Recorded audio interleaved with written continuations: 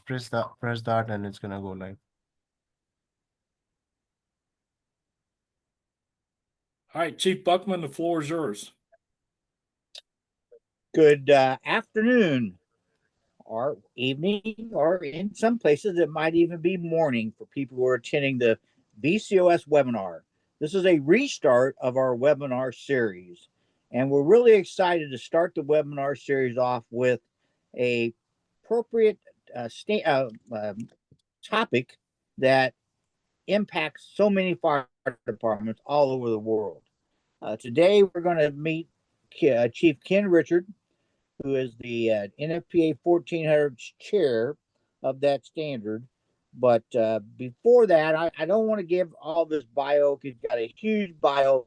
But let me just tell you, this is a highly committed fire chief. He's been doing this a long time. He's got an excellent combination staff fire department with lots of volunteer activity, good attitude on the part of all his members. He is a progressive chief. He's not living in the status quo. And so I think today you're in for a treat. So let's get this kicked off and turn it over to Chief Ken Richards. Ken? Thank you, Chief. It's an absolute honor to be here. Like Chief Buckman said, my name's Ken Richards. I've been the chief here in Ole Mystic for almost 32 years. It'll be 32 in July. I started off as a 14-year-old volunteer member as a junior here in Ole Mystic, and I just have a passion for the fire service. I love it. I don't know what I'm going to do when they make me retire, but maybe I'll go work at Walmart.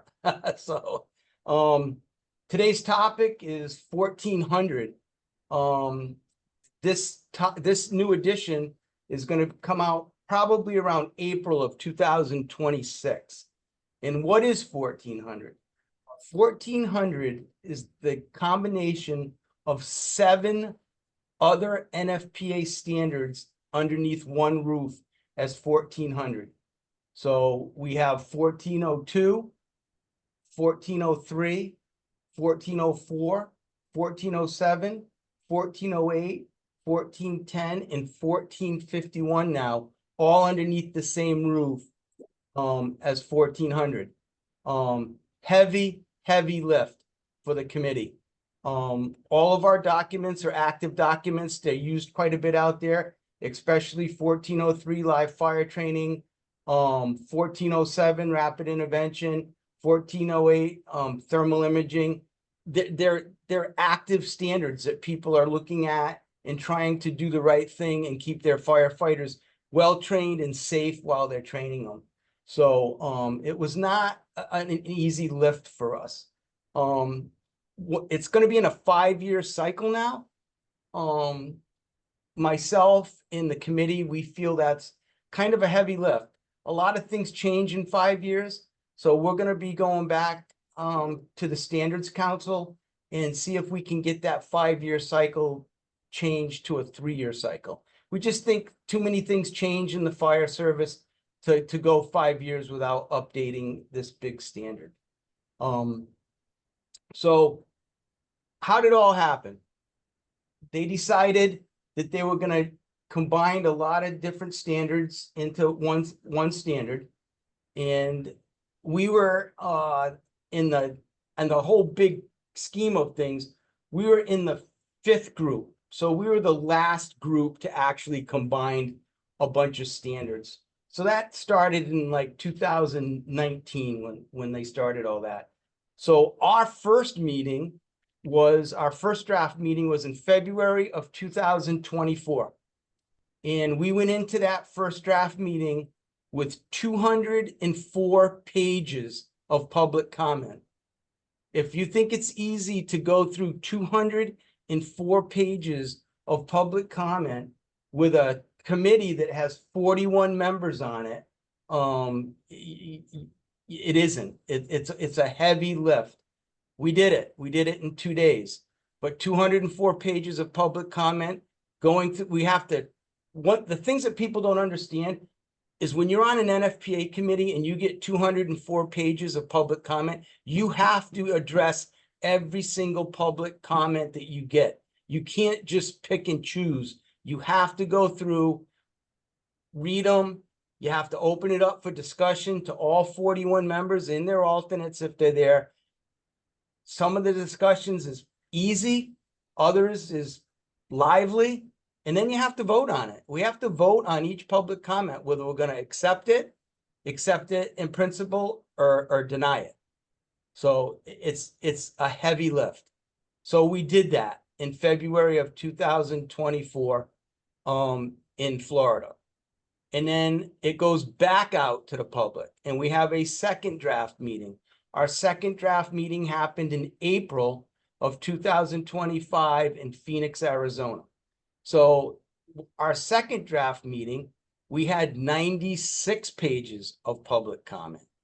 So not quite as much as 204, but we still had 96 that we had to go back through. Some of them were resubmitted from the first time. Others, they tweaked it a little bit to try to make it more palatable for us to accept, but still 96 pages, and we got through it. So one of the things everybody always says, oh, NFPA standards are made up by the manufacturers, et cetera, et cetera. Well, we have, as I said, we have 41 principal members on the committee that I chair for 1,400. And 15 of those 45 are directly come from the fire service. So we have a good representation from the fire service on this committee. And then we have, when I say directly from the fire service, I'm talking deputy chiefs, assistant chiefs, training officers, etc. 15 that are actually boots on the ground doing this day in and day out, responding to calls. And then there's other people, the manufacturers, and we have others on from the fire service, but they don't have boots on the ground every day. For example, directors of training facilities, people from OSHA that are directly involved with keeping us safe. So the committees aren't like, out of 41 people, 39 of them are manufacturers, and we only have 3 from the fire service. You have to have a balanced committee. Our committee is balanced, and we have a great input from the people with boots on the ground. So the new NFPA 1400 standard is a huge document. We have 54 chapters in this document with 13 annexes. And just to give you an idea of these chapters, for 1402, which is the standard for facilities for fire training and associated props, that takes up chapters 4 through 15 in the document. 1403, which is our live fire training document, is chapter 16 to 21. 1404, which is our fire service respiratory protection, is 22 to 25 for the chapter. 1407, rapid intervention crews, that's dear to my heart. I was the one that proposed that, and they gave it to me to make it happen. 26 to 30 for the chapters. 1408, which is our thermal imaging standard, 31 to 35. 1410, which is emergency scene operations training, 36 to 45. And then 1451, which is training for emergency service vehicle operations, is 46 to 52. What we did do is we put 2 more chapters in as place marks. One of them is chapter 53, which is technical rescue. We're going to expand 1400 to cover technical rescue. A lot of departments do technical rescue, and we're going to put it in 1400 to do it, to train for technical rescue, the different scenarios you need to train on, and how to safely train on them. And the last chapter that we inserted as a placeholder is chapter 54, which is training, fire service training on hazardous materials. And on top of all those chapters, we have 13 annexes. So it's a very large document. And it's just not a document you're going to be able to purchase and bring it back to your office, or get it in the mail and read through it in 15 minutes. It's going to be a large document. So I hope people understand that, but it is broken down. So if you just need to brush up on live fire training, 1403, you're going to be looking at chapters 16 to 21. Well, Chief, let me just interrupt you for a second here, because Please. this is a perfect example of how this standard does not need to go on the bookshelf. It needs to be on the chief's desk, and they need to be using it. I won't say daily, but they need to be using it on a daily basis to implement the standard. You're not going to get it all implemented. Remember when NFPA 1500 came out? Oh my gosh, it's going to put us out of business. Nobody went out of business. Does everybody comply fully with NFPA 1500? No. But every fire department needs to have this standard on their desk, using it, discussing it in training, discussing it in officers meetings. So I encourage you to purchase a standard. I don't make any commission off this, but I've not just purchased it, use it. Thank you, Chief. Oh, you're very, very welcome. And I agree with you 100%. This document is going to be, in my opinion, the new 1400, in my humble opinion as a fire chief with the experience I got, is going to be the Bible for fire service training. You need to have this. You need to have your training officers, your officers, you as a chief, you need to be able to have this readily available and stay up on it. Because if we're going to do our job, we're going to train our people safely and then go out and take this training and put it into place on the fire ground, you really need to have this document handy and follow it. Locally here, we just had an apartment building in a neighboring department that when upon arrival, they had heavy fire on the 3rd floor, non-sprinklered building, and they did approximately 9 rescues over ladders, out, the exits, and talking to my people. I was out of town. I was on a cruise. They had zero visibility in the hallways. So when you're talking about training how to do RIT if you get a firefighter trapped, or even just basic rescue of civilians, this is going to be your Bible. You really need to be up on this. And people look at RIT as just another thing. It's not. RIT is very, very important, and you need to train on it on a regular basis to keep your skills up. We'll get into that a little bit later. But let me add the comment there about your neighboring department with 9 rescues. We see that more often in the news today. It's not just that, not just that one rescue. We have immigrants that are immigrating to this country that could have 14 or 15 people living in a house or an apartment building on the 3rd floor. And fire departments need to start preparing mentally and physically and resource wise in order to handle a rescue of 9 people, not 1. Thank you. Absolutely. And that's the way it was here last Saturday. The initial engine crew pulled up with 2 people, 2 career people on the 1st engine, heavy fire on the 3rd floor, and people saying there's multiple people in that building that haven't got out yet. It went up to a 3rd alarm pretty quick. For us in Old Mystic, we have the heavy rescue in the area. We rolled in with a heavy rescue in an engine company with nine members from Old Mystic. And we got there about 10 minutes after the initial call. And our people from Old Mystic pulled off some rescues. 10 minutes into the scene, and we still had people trapped in the building. So yes, my people pulled a female entrapment patient out from the 3rd floor at 10 minutes in. So it's very, very important. The one thing I wanted to say is the other heavy lift for us, and it really wasn't for us, it's the NFPA staff that does this. When we combined all of these 7 different documents into one, Chapter 1, administration, Chapter 2, reference publications, and Chapter 3, definitions, that all 7 had to become one.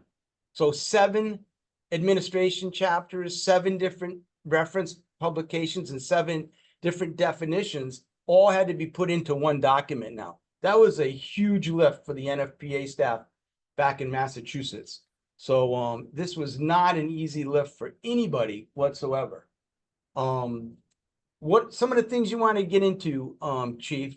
I have quite a bit of notes here, but I want to kind of stay on track the direction you want to go in. Well, I think that generally speaking, it's about implementation of standards. So, when you look at live burn, I'm not going to say that we're better at that, but we're probably better at managing live burn training than we were 30 years ago. But as you and I have talked before, I still think RIT is where we have significant, I'll just say, complacent attitude. So, is there something in the standard that can help us understand RIT is a serious business, or the training aspect? How do you get that attitude in your department? Well, there's two things I always say in a department. To make your department operate as a well-oiled machine, and your people trained and be able to do their job when the tones go up. There's two big things I see when I travel the country, I talk to different departments. It all comes down to leadership and the culture within your department. You got to have strong leadership, and you got to have a strong culture within your department. And by culture, I mean a culture that your members are there to learn, they're there to serve your community, and they want to train.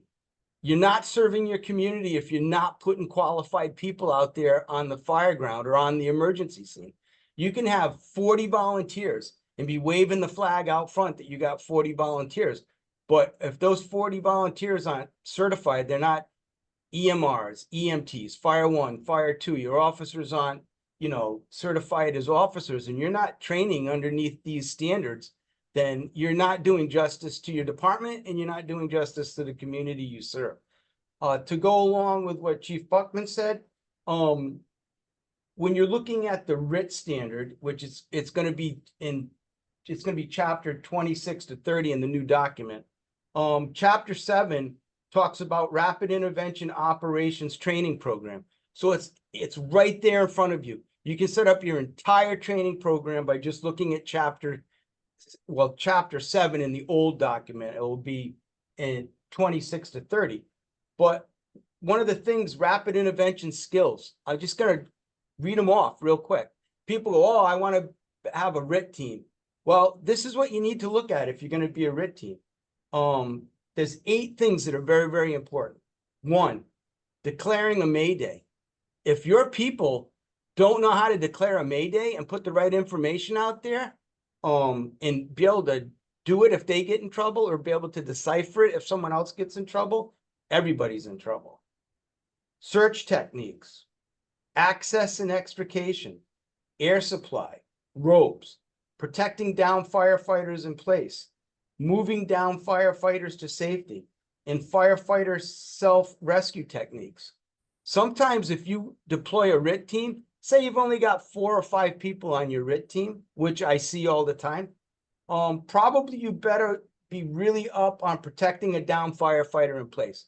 Because if you go in as a RIT team with 4 people, by the time you get there and find the person, unless they're like right inside the front door or right inside a side door, if they're in that building or on 2nd, 3rd floor, once the initial 4 guys get there, they're going to be shot. They're not going to be able to do a lot once they get there. You need to protect the guy in place and wait for the second team coming in behind you to help you get him out, unless it's an easy drag right out the front or side door. So, when you mentioned calling a Mayday, so there was, I don't know where I got this from, but it's from a reputable, either firehouse, fire engineering, or maybe firefighter close calls, about that less than half of the officers in this survey had training on how to manage a Mayday. And so it's not just and you mentioned about calling a Mayday. Okay, we're doing class tonight. I have a slide up there that says, yep, you get in trouble, you can't find your way out, you don't see an exit path, call a Mayday. Well, get them up off their butt and go out there and do some radio traffic and have them actually call a Mayday. Again, many firefighters have never actually said it on the radio, and it is sort of frightening to admit I'm in trouble. For male, so I wouldn't, any comment about that? Absolutely. I would say the biggest problem in the fire service right now, is exactly what you just said. People are afraid to call the Mayday when they're in trouble. Oh, I can get myself out. And then by the time they decide they can't get themselves out, then their air is down low. And when they call the Mayday, the RIT teams are going in and finding an unconscious firefighter because they ran out of air in their tank. I'll give you a good example of that. We were at a structure fire in a neighboring department probably about 5 years ago. And the officer inside the interior was doing a search, a primary search. It was himself and 2 other members from his department. And he's a very progressive captain in this department. I've known him since he was 14. He started out here in Old Mystic, and then he went to a neighboring department as a career person at like age 21. They made 2 loops around the kitchen and couldn't find the door to get out. And as soon as he made the second loop and realized he couldn't find the door, he called a Mayday right away. We opened the kitchen door. He said, Mayday, Mayday, G38, we believe we're in the kitchen, We opened that kitchen door from the outside. We shined a flashlight in, and him and his crew were literally 6 feet away from that opening. All we had to do was yell into him and say, follow our flashlight. And all 3 of them came out of the building on their own power. But the reason it ended up that way, a positive outcome, he wasn't afraid to call the Mayday. He called it. And then he was kind of embarrassed afterwards, but being on the scene like I was and in charge of the RIT team, I said, no, I got everybody together at the end of the fire when we kind of do a little, how things go, good things, bad things, etc. I said, listen, this was a positive thing tonight. That Mayday was called right away. And we got to the door, we opened it up, and they were right inside. So it's absolutely essential that you call it right away. You don't wait. Don't let your pride get in the way. Pride doesn't mean nothing if your family's going to a funeral. And that's, I can tell you, I have a story similar to that, in that in our first some Mayday training some years ago, we're searching a gymnasium, and our people, 2 of my people go in the bathroom, and they're doing it with no hose line, and the bathroom door closes, and I'm not exaggerating to say they died in that bathroom because they couldn't find their way out, and they did not declare a Mayday. Literally, they did not die. But the lesson learned is call for help. But they passed that door 4 times and didn't realize they were at the door, because 1, they kept their hand along the floor instead of putting the hand up on the door looking for the doorknob. And so again, lessons learned. But don't, for our attendees who are sitting here going, oh, my firefighters are better trained than those 2 guys, members. No, they're not. If they haven't done it, you don't even know what kind of pressure they're going to be under. We're under non-hot, non-heat situations, and no actual noise. And my people could not find a way out. And one of them was a good officer of mine. So yeah, don't do that. There's also you mentioned culture, and there's a new book out on search, and it's not published by any of the big publishers, Fire Engineering or something like that. But in the first few pages, it asks, what is your search culture? Not asking the department, but asking you as a firefighter, what is your search culture? And you mentioned that because, again, firefighters go, I'm not going to have to do a rescue. I'm not going to have to do a rescue. Not going to happen to me. Oh, well, when you have that kind of complacent attitude, then when you have to go from 10 miles an hour to 150 miles an hour, you're probably not going to be thinking clearly. So make sure that your firefighter, Billy Goldfeder says, keep fire in your life. Right. To make all these medical runs. Go ahead. No, go ahead. You're absolutely right. Well, all of us are inundated with medical calls. 70% of our call volume here in Old Mystic is medical calls. And then, if you actually look at fire calls, where we're actually going and it's not a false alarm and we actually have a room and contents is like 1% of our call volume. Like that other day, I was talking about the fire in the apartment building on the 3rd floor, and it was going. I mean, that 3rd floor apartment was fully involved when they pulled up. They had fire blowing out the sliding glass doors. But getting back to the Mayday, if you go to, this is why we have standards. This is why we have committees and we meet and we make these standards. Underneath the RIT standard, declaring a firefighter emergency.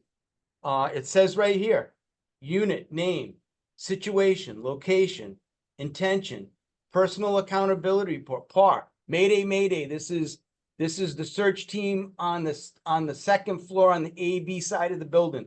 We're lost. All 3 members of PAR, we're all in the same place. Nature of the emergency and the conditions. We need to know, are you low on air? Did you have a collapse? You have a ceiling down on you? Are you entangled? I'm low on air, etc. You need to let us know what's going on, so we know what we got coming in front of us. Search and rescue techniques, searching an area utilizing ropes. You need to be comfortable with that. You need to be able to go in with a rope and use it. Searching an area with limited means of egress, searching with thermal imaging equipment. Thermal imagers, if it was up to me, every single seat in the fire truck would have one on it. Or every single person would have one hanging off their gear when we start. We have a lot of thermal imagers here in Old Mystic, probably more than most departments carry on their apparatus, but I'm a firm believer in thermal imagers. The more, the merrier. Like I said, I'd love to have every one of my guys have it hanging right off their turnout gear. Access. You mentioned training, and all these standards are related to training. So, are there templates provided in the standards on how to organize a training session, and then how to evaluate the firefighters in performing to the standard? There's evaluations, yes, in the thing. Like for instance, we're talking about RIT right now. In the back of the standard, there's a rapid intervention crew standard operating procedure and guideline. It's right there in front of you. Put your name on the top of it. Put your fire department name on the top of it. Scope, notification, personnel, RIT team position, where they're supposed to be, their duties. Everything's right there. We did it already for you. Just take it and copy it and put USA Fire Department #1 on top. It's there. And if there's something that you want to add that we didn't think of, then add it. But it's there. Use it. That's why we put it in the standard. When you look at the standard, let's switch for a minute to the driver training standard. Okay. Is there any additional requirements, or talk a little bit about the requirements for the driver training standard? The driver training standard, that chapter, it will be 46 to 52. Yes, it'll have, the different scenarios to set up, driving a truck through cones, backing it through cones, parking it, backing it into a dock parking. You're coming down and you got to cut it hard left or hard right to make a 90-degree turn to park. That's all in the standards. Use it. That's what they're there for. Take it right out to your training grounds. Have it right in your hand and be looking at it. Okay, we need to put 5 cones 6 feet apart here and 6 here. For us, we have a Q license in Connecticut for driving fire apparatus.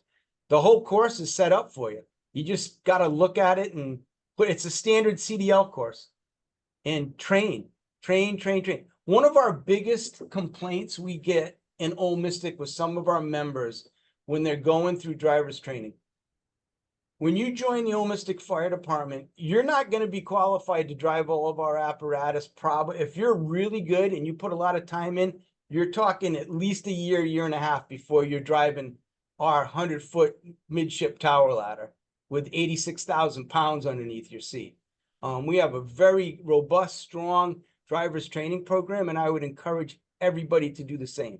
When you get a new volunteer in or a new, well, even a career member, you don't want them going from a brand new member to driving an 86,000 pound tower ladder in 3 months.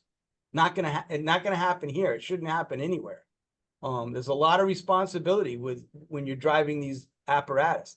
They need to know, first and foremost with us, you don't even start driving our big apparatus. When you're training on our utility vehicle, our pickup truck, etc., you don't go on to the next vehicle until you know our first due area like the back of your hand. You're not relying on GPS on an MDT. But I think you had there, one of the other standards has to do with pump operations or operating the vehicle. Training for emergency scenes. Yep. It has hose lays, hand line stretches, laying from a hydrant, etc. Yep. That's one of the standards. That is going to be 36 to 45 for chapters in the new document. So Scott, I don't know if you got any questions in the queue. If you're looking No, at sir. that. There's no questions yet. Okay. So let's stay on the RIT standard, as Chief Buckman is passionate about. What I just said, I'm looking at the old standard right now. I have it in front of me because I knew it was going to be a subject. So chapter 7 in the old standard was rapid intervention operations training programs, what to do for training. If you go to chapter 8 in the old standard, it's required performance standards for rapid intervention. So before you give somebody the okay to be on your RIT team, there's locating, assessing, and removing a downed firefighter. They should be able to do that, and it's a whole paragraph on different things you got to do. Removing a downed firefighter up a flight of stairs. Removing a downed firefighter from the first floor window. Removing a downed firefighter from a second floor window, and removing a downed fire from a hole in the floor. Those are all things in the standard that you need to make sure your people can do before you give them the okay to be on your RIT team. And they're not easy. Getting the firefighter through a hole in the floor is not easy. Getting them down or up a flight of stairs is not easy. Especially when you got zero visibility, full turnout gear on, and you're worried about knocking the person's face piece off so they don't have breathable air in a toxic environment. RIT is not something to take lightly. You're the last chance. A RIT team's the last chance for that firefighter that's calling a mayday out inside the building. And the last thing you want to do is not get that individual out to go home to his family. The worst thing to do is go in after that individual and not only lose the person calling the mayday, but lose one of your RIT team members. So one of the things that I learned is that when we do search and rescue training, we usually do it in a clean facility. Yep. Not full of junk, not full of debris falling down from the ceiling, not having to lift that firefighter up over something. So many of you might be saying, "Oh no, we don't have to worry about this. I got big burly firefighters. They're tough. They'll pull you out." Well, maybe they'll, if you're going to pull them 6 foot, as Chief Richard said a little earlier, that's easy. But if you've got to go into the back room and you can't get them out the window, you got to go back down a 30-foot hallway, you're probably not going to get them all the way down that hallway with just 2 firefighters. I mean, a Herculean effort may happen, adrenaline may kick in, but you're probably, so my point would be is, again, from a training perspective, and that's what I did for 15 years as the state fire academy director, make it fairly realistic. Create some obstacles when you're doing search and rescue training in the bays of your fire station or in a shipping container or something like that. Change it up. Make it a little difficult for those firefighters to do that. And as the chief just said, there are some checklists in the standard to help you evaluate the performance of those firefighters. Absolutely. We have a training trailer that we use. It's what you see. It's like a shipping container, 40 by 8 or whatever, 8 foot high, 8 foot wide, 42 foot long. We have a complete setup in there that we can set up. So when we do RIT training, we have firefighter through the hole in the floor. We got a tower on it that we can put them down through the floor and bring them up through. We have a wire maze. Any RIT training for us always will require our people to go through the wire maze and bring a victim back through the wire maze. Nothing wrong with having people in the maze and take a piece of a rope and just reach it down and wrap it around that SCBA bottle and see what they do. Do they try to pull and keep pulling and then in real life pull a ceiling on them, or do they reach up, back up, try to get it off them, go on their side to get it out of it? Very, very important. You need to do it as realistic as you possibly can with a real thing. We use fake smoke. We'll make a smoke machine. We'll smoke it up. We tape masks off so you can't see anything, zero visibility. It's very, very important. I would say RIT training is very much that, and live fire training, two top things to keep your people safe. But going back to the regular 1400 standard, we also put a new chapter in, chapter 43, on required performance for standpipe operations. How often do you train on standpipes? How often do you go out and make sure the standpipes are actually working in the building? So we felt as a committee it was important to put a new chapter in on required performance for standpipe operations. You know, can you guys get a standpipe high-rise pack up 3 flights of stairs, hook it into a standpipe system, charge a standpipe system? Are they familiar with what a standpipe is and how it operates, limitations? Some buildings have standpipes in them, and you're better off to bring a long line in off your apparatus. Pull a 1.5 deuce up 3 flights of stairs, you know, with a reducer down to 1 3/4 inch line, and you're going to get better pressure than your standpipe system. That's another thing. Having 15 firefighters on the committee. Long lines, we talk about it. You know, some departments, you stretch a long line and you got a gated Y at the end of your 2.5 or your 3-inch, gated off to 2 3/4 inches. You're just adding complication there. We had a drill about a year ago, and it was a mutual aid drill. It was all a bunch of different departments. And a neighboring department of ours stretched a long line with a gated Y. And when they got up there and they started flowing the 1 3/4 inch, they pulled it. And when they pulled it, the gated Y got shut by a door casing. So in my opinion, just strictly my opinion, that gated Y is a liability to you. If you don't have a gated Y there and you just got the 1 3/4 inch coming off of it, you know, gated down from a 2.5 or a 3-inch to 1 3/4 inch, then you just took one problem out of the situation where you're not going to shut a gate when they're fighting fire. So that's a new chapter we put in. In the new chapter on technical rescue, it's going to cover rope rescue, confined space, trench, structural collapse, water rescue, and vehicle extrication. So those are going to be all your objectives to go through your technical rescue. We consolidated content related to respiratory protection training into 4 specific chapters: general equipment requirements, training program requirements, inspection and maintenance of equipment used in respiratory protection training, and evaluation. So that's one of the things we did when we brought everything together.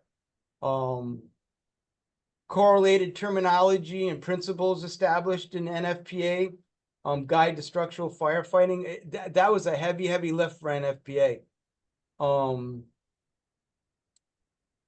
The other thing that we looked, I'm just going over like stuff that pops out to me that happened.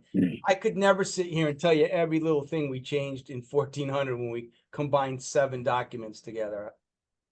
Well, for those fire chiefs who don't think this standard is going to be important, I'm not sure how long it will take, but I'm sure the publishers are already working on revising their firefighter 1-2 manuals. So it won't be long that we're going to be having to buy, as we do certification training, we're going to have to buy new manuals and basically create or put the old manuals as door blocks. So get ready. So you're going to have to look for that expense. And probably, I don't know how fast. Usually it takes a little while for the standard to get published. I mean, into a book. Probably about 3 years, but they could do it faster if they really want to. So that's another one of those things that, as a result of this standard, we're going to get new books to train, and not just firefighter 1-2, but structural collapse, trench rescue, confined space, hazmat awareness and ops, all those things. We're going to be getting new books. One of the areas that we've had problems in the past, the fire service has had problems in the past. 1403, live fire training. The people that actually light the fires. So what we did, the technical committee determined that fire control team, that's what we used to call it, fire control team, should be labeled as ignition group. So now it's going to be called an ignition group in established definitions. So consists of at least 2 members. That's huge. That's huge, huge, huge.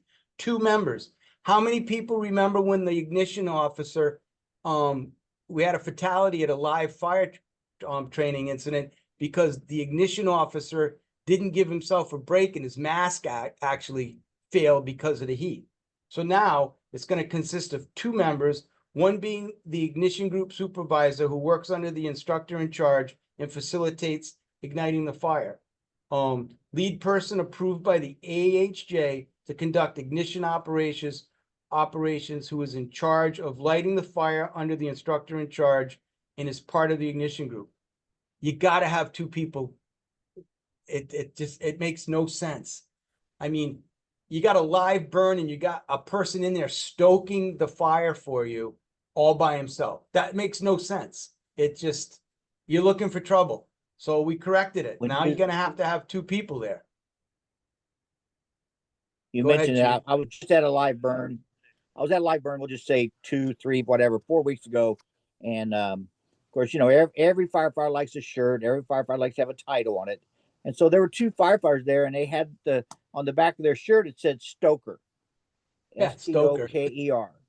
And those were the 2 that went in and built the pallets, built the firebox, and then they're the ones that lit it. And so I asked about it, and they said, well, stokers have been trained specifically to build the firebox in the right manner and how to do it correctly, how much fuel to put on there so you don't melt a mast, catastrophic failure of a face piece, but you do give them a challenge. So your comment is just highly appropriate. So it's going to be another training for a person who's going to be a stoker. They're just not going to know how to light a fusee and light that baby off.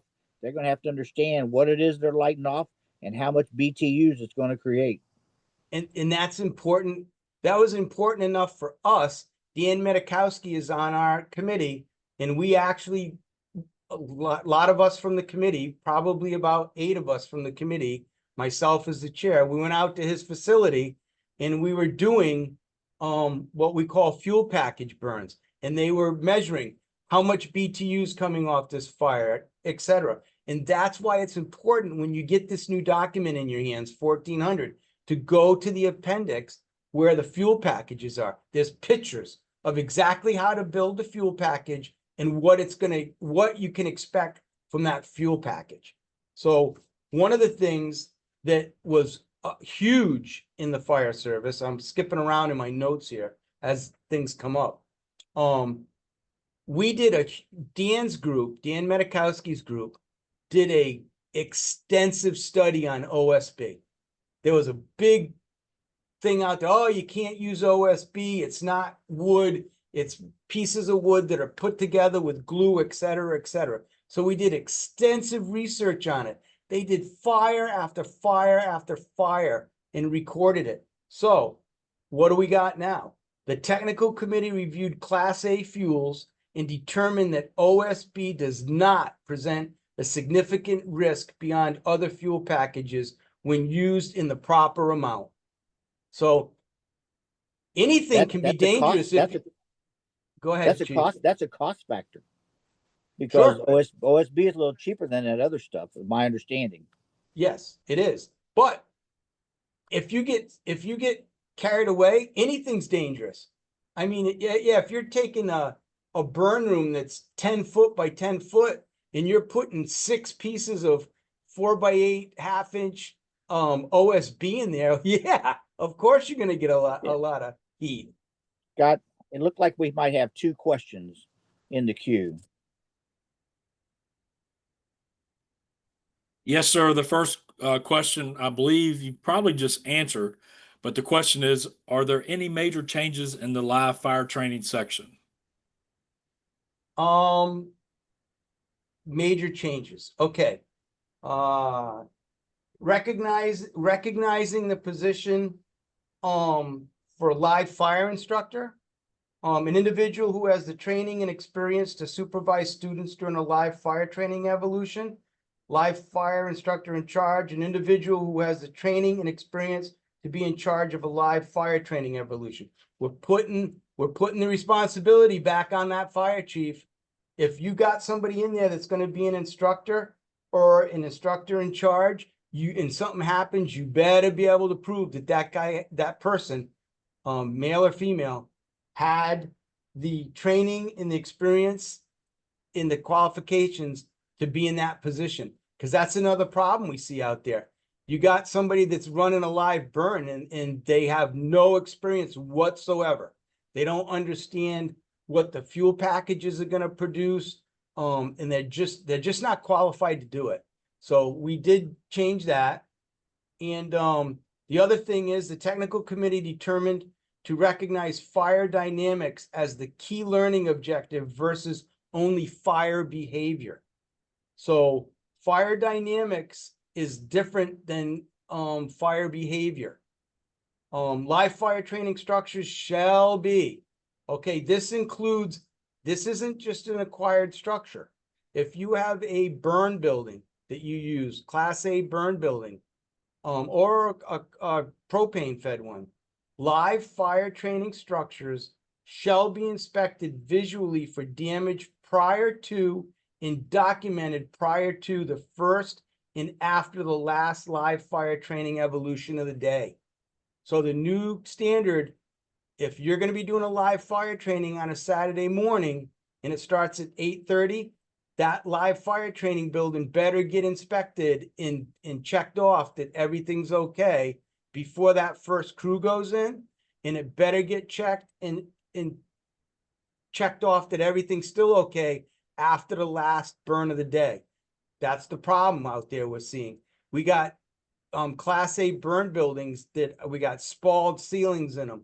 We got, structural problems with the walls in them because of heat generated with the live burns.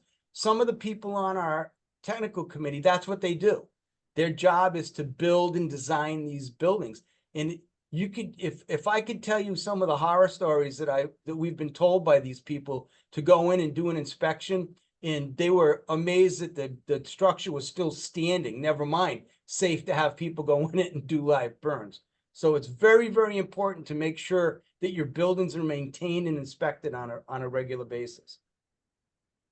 That is really a key, because, and it's not a paper inspection or check the box inspection. It is a real inspection. Use the form in the standard and say, when it says these things are in place, they better be in place. Don't just check the box and go, oh yeah, we'll get them. No, you won't. Check the box once all the requirements are in there. The other thing for live fire training, that was a question. The other big thing that we talked about and changed is the ignition group requirements and rotation addressed. The live fire instructor in charge and safety officer shall develop rotations for live fire instructors in the ignition group that prevent continuous thermal exposure and allows for cool down periods between evolutions. Big problem out there. You got, like Chief Buckman said, you got the guy that's, all jacked up and he's got stoker across the back of his turnout gear. And he not only stokes the fire and gets it more than what it should be, but he actually stays in the room or she stays in the room while the evolution's going on, and they do that for hours at a time. That's if you follow the standard, that's not going to happen anymore. You got to take care of your people. You're at a training for the day. You're not there to hurt somebody. You're not there to send somebody to the hospital, or, you know, God forbid, sending somebody to a funeral. So it's huge. It's very important for all of us. The technical And you're not committee. trying to do, I'll say, you're not trying to duplicate the real world. I am sorry. We cannot duplicate a real structure fire in a live burn training scenario. It's just not a reality. And we need to quit trying to do that, because that's where our firefighters get injured. You know, they don't necessarily get killed, but they get burned. And we all know how painful burns are. So you can make it as realistic as possible, but you're not going to, if you put 800 degrees in a training building, and then you tell your people to go in and put the fire out, they shouldn't have went in. If that's a real fire, they shouldn't have went in. They should have built the structure and then go in. But you don't always do that in training, because we want to melt the helmet. I want to get my Bork shields or my helmet shield. I want to get that melted. I want to let people know I'm a real firefighter. All right, We also added, we're yeah, about I got 8 one. minutes before the 1 hour. Yeah, I got one more quick thing. The other thing we added is a requirement that individual air management programs address emergency breathing and air management techniques. That's another thing. People staying in too long. That vibro alert goes off, time to go. And sometimes, even with the vibro alert going off, sometimes you're way too deep into that building. You're not making it back out before you suck that mask right into your face. So you gotta know your limitations. You gotta know when you do a training for SCBA training, make them work hard and record. Okay, for me, I'll use me for an example. Chief Richards, when he did his SCBA training with heavy exertion, he's only getting 20 minutes out of a 45-minute bottle. You got to know that. You got to know where your limitations are and not get that far in the building where you're not going to be able to get back out if that vibro alert goes off. What's the other question, Scott? Yes, Scott, there's another one. I just cleared it off, but you had answered it. It was about matrix. Excuse me, the matrix for a fire training facility. I'm pretty sure you had already answered the question. Okay, and that's very All right. important. You got to keep up on them. You got to keep the maintenance up on these buildings and not destroy them. When you're paying $1 million or $1 million plus for a Class A burn building, you're not doing your members any justice or your taxpayers any justice by burning the living hell out of those burn rooms and wrecking the building within a couple years.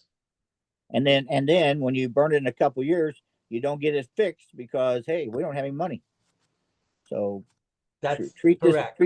Treat this property with value. So I think, Scott, our Chief, this has been a very, very interesting conversation. When I make lots of notes, but you know, we didn't do this webinar to raise fear in the attendees or those who will listen to this as time goes by. What we did is we wanted to do this to raise awareness of the standard and the different changes and the different expectations. I don't even like to use the word requirements, but it's expectations that you do what's right for your firefighters and what's right for your citizens by using the NFPA standard to make you a better firefighter and a better department. Chief, any closing comments from you? All I have to say is there's a lot of people that are on NFPA technical committees like ours. Like I said, 41, plus we have alternates. It's a great way to get experience. If you're passionate like I was for training, that's why I got on the technical committee. This is it. This is my last document as chairperson. Technically, a chairperson's only supposed to serve for 10 years, but with COVID and everything, I'm going to end up with 15 as chair. So After this document comes out, it'll be the last time you open a document up for training and see my name as the chair on it. So it's been a great experience as the chair. I think I've pushed a lot of good progressive programs out in NFPA, but it's a great way to get out there and make a difference. Don't be afraid to apply for a committee, and don't, at least not in the training committee, don't buy into the rhetoric out there that, oh, it's all manufacturers and they're just trying to sell equipment. No, our training committee, like I said, 15 guys, boots on the ground, and there's probably another 6 or 7 that are involved, training directors, stuff like that. So it's a great opportunity to learn, great opportunity to help other people. Don't be afraid to sign up for a technical committee. Chief, I'll give them a minute to get their pen handy. If you'd like to give them your email address, so they might be able to email you and ask some questions. But Scott, anything else you see on the question and answer chat room? No, sir. No questions pending. So as soon Okay. as we get that email out, we'll end for the day. All right. So hopefully they got their pen out by now, Chief, and if you want to give All that right. to them. Again, Ken Richards, and my email is chief, CHIEF, at OMFD, as in Old Mystic Fire Department.org. And I get a lot of emails. I probably get 4 or 5 a year, people emailing me, asking me questions about, I get mostly like training officers getting a hold of me. Hey, am I doing this right for a live fire training? Am I doing this right for RIT training? And it's just a matter of me opening up the document and reading right from the document like I did tonight to give you the answer. Well, Chief, we appreciate your efforts, you in the NFPA standard development process, as well as your passion for what you do. And the Old Mystic Fire Department those members are very lucky to have a chief that served 32 years coming up in July. And that's an accomplishment in itself. So I want to thank you for participating tonight or today, wherever people are at. Who knows where they're at? But it is recorded, and you will get a link or be able to see the link. So if you got other things you want to use this in an officers meeting or something like that, or even use little parts of it in officers meetings, I encourage people to do that. These webinars are a great resource for training your officers in your department. I don't care whether it's company officer, career officer, or volunteer officer. They're a great resource for information to help your firefighters be smarter and do their jobs safer. So with that, Scott, I am saying we are done. Thank you all very much, and we appreciate your service, and we look forward to talking with you later. Good night. Thank Yes, you, sir. everybody. Thank you very much. Thank you, Chief Richards, Chief Buckman. Thank you for your time today. We'll go ahead and we'll end the webinar now. And thanks everybody for their time. Have a great week. Take care. Stay safe.